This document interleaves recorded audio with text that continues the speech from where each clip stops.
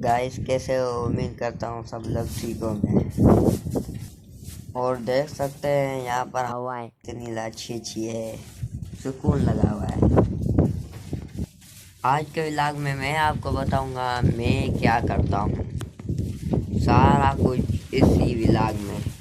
Channel को subscribe नहीं किया तो लाजमी सब्सक्राइब कर देना, क्योंकि मैं आपके लिए इसी चैनल पर न्यू वीडियो लाता हूँ।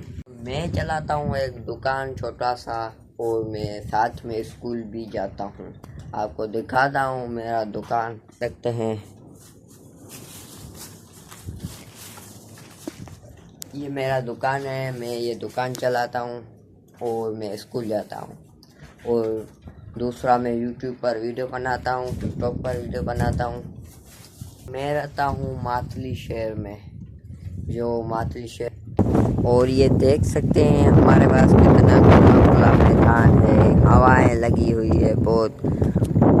और वहाँ पर खेत है, वहाँ पर बहुत कुछ होता है।